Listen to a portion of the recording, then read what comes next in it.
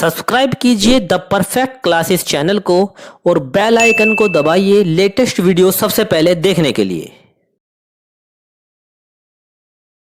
Student the perfect classes में आप सभी का स्वागत है। Director of education JNCT of Delhi की वर्कशीट नंबर 3 डिस्कस कर रहे हैं बच्चों।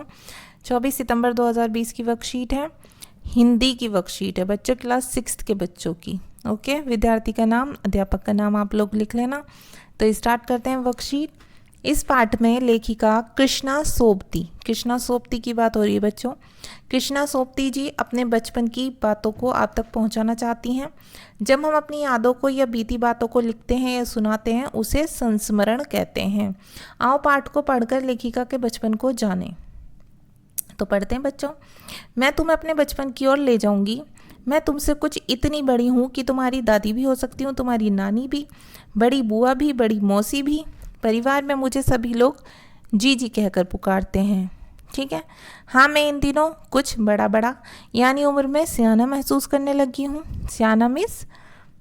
सियाना का मतलब बच्चों अभी हम आगे देखेंगे। चलो, शायद इसलिए कि पिछली शताब्दी में पैदा हुई थी। मेरे पहनने ओढ़ने में भी काफ़ी बदलाव आए हैं। पहले मैं रंग बिरंगे कपड़े पहनती रही हूँ, नीला, जामुनी, ग्रे, काला, चॉकलेटी। अब मन कुछ ऐसा करता है कि सफ़ेद पहनो, गहरे नहीं हल्के रंग।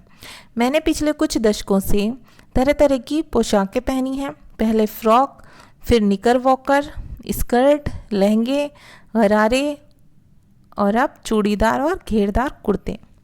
बचपन के कुछ फ्रॉक तो मुझे अब तक याद है। हल्की नीली और पीली धारी वाला फ्रॉक, गोल कॉलर और बाजू पर भी गोल कफ। एक हल्के गुलाबी रंग का बारीक चुन्नटों वाला घेरदार फ्रॉक, नीचे गुलाबी रंग की फ्रिल। उन दिनों फ्रॉक के ऊपर की जेब में रुमाल और बालों में इतराते रंग बिरंगे रिबन का चलन था। लेमन कलर का बड़े प्लेटों वाला गरम फ्रॉक जिसके नीचे फर टंकी थी। 2 ट्यूनिक भी याद हैं, एक चॉकलेट रंग का और अंदर की कोटी प्याजी, दूसरा ग्रे और उसके साथ सफ़ेद कोटी। मुझे अपने मोजे और स्कॉटिंग्स भी याद हैं। बचपन में हम अपने मोजे खुद धोने पड़ते थे। वह नौकरानी को नहीं दिए जा सकते थे, इसकी सख्त मनाही थी। हम बच्चे इतवार की सुबह इसी में लगाते। धो लेने के बाद अपने अपने जूते पॉलिश करके चमकाते। जब जूते कपड़े या ब्रश से रगड़ते तो पॉलिश की चमक उभरने लगती। सरवर, मुझे आज भी बूट पॉलिश करना अच्छा लगता है। हालांकि अब नई नई किस्म के शू आ चुके हैं, मतलब जूते आ चुके हैं। कहना होगा कि ये पहले से कहीं ज़्यादा आरामदेह हैं। हमें जब नए जूते मिलते उनके साथ ही छालों का इलाज शुरू हो जाता। जब कभी लंबी सैर पर निकलते अपने पास रुई ज़रूर रखते। जूता लगा तो रुई मोजे के अंदर। हाँ, हमारे तुम्हारे बचपन में तो बहुत फ़र्क हो चुका है। हर शनिचर को हमें ऑलिव ऑयल या कैस्टर ऑयल पीना पड़ता। ये एक मुश्किल काम था। शनिचर को सुबह से ही नाक में इसकी गंध आने लगती। छोटे शीशे के गिलास जिस पर ठीक खुराक के लिए निशान पड़े रहते उन्हें देखते ही मितली होने लगती, मतलब उल्टी आने लगती। मुझे आज भी लगता है कि अगर हम ना भी पीते वह शनिवारी दवा तो कुछ ज़्यादा बिगड़ने वाला नहीं था, सेहत ठीक ही रहती। तो बच्चों, सियाना का मतलब समझदार, शताब्दी का मतलब 100 वर्षों का समूह, मतलब 100 वर्षों का टाइम। दशक का मतलब कम से कम 10 वर्ष का टाइम। मितली का मतलब उल्टी। खुराक का मतलब दवा होता है। पोशाके का मतलब कपड़े होते हैं।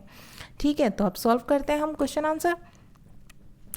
अब लेखिका की हमने सारी बात पढ़ ली, अब हम क्वेश्चन के आंसर लिख देते हैं। क्वेश्चन नंबर 1, लेखिका इतवार की सुबह क्या क्या काम करती हैं? तो देखिए, हम आंसर दे देंगे।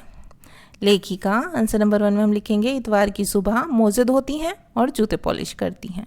मतलब बचपन में करती थी, लेकिन करती हैं में पूछा हुआ है तो हम लिख देंगे वैसे ये काम करती थी। ठीक है। प्रश्न नंबर 2, पाठ में अंग्रेजी शब्दों का प्रयोग हुआ है जैसे ग्रे, चॉकलेट आदि। पाठ में अंग्रेजी शब्दों को छाट कर लिखिए। तो बच्चों हमने यहाँ लिख दिया छाट कर।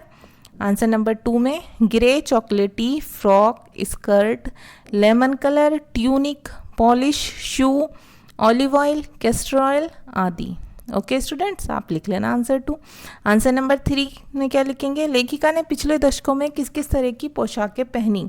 तो आंसर नंबर 3 में लिख देंगे हम उनकी पोशाकें, फ्रॉक, निकर वॉकर, स्कर्ट, लहंगे, गरारे। ओके स्टूडेंट्स, अब क्वेश्चन नंबर 4 देखते हैं। छुट्टी के दिन आप घर में क्या क्या काम करते हैं, लिखिए या चित्र बनाइए। तो आंसर नंबर 4 में हम लिख देंगे। चित्र नहीं बना रहे, हम लिख ही देते हैं। छुट्टी के दिन में मैं घर में बहुत से काम करती हूँ, जैसे घर की सफाई करना, पढ़ाई करना, खेलना, कपड़े धोना आदि। इसमें से आप कुछ काम करते हो तो बच्चा आप वो लिख लेना, ठीक है, और कुछ अलग करते हो तो आप वो भी लिख देना। प्रश्न नंबर 5, दार प्रत्यय लगाकर शब्द बनाओ, जैसे घेर प्लस दार घेरदार हो गया, चूड़ी प्लस दार चूड़ीदार हो गया। ऐसी बच्चों हमें फर्स्ट सेकंड थर्ड 3 बनाने हैं, तो हम बना देते हैं आंसर नंबर 5 में। ठेके प्लस दार बराबर ठेकेदार हो गया, किराए प्लस दार बराबर किराएदार हो गया, पत्ते प्लस दार पत्तेदार हो गया। जो पत्तेदार सब्जियां होती है ना, उसकी बात हो रही है। तो अगर आपको वर्कशीट अच्छी लगी है बच्चों, ठीक है, अगर आपको मेरी वर्कशीट सॉल्व करनी पसंद आई और मेरी वीडियो पसंद आई तो प्लीज़ मेरी वीडियो को लाइक कर दीजिए, ठीक है, और मेरे चैनल को सब्सक्राइब कर लीजिए बच्चों। Thanks for watching.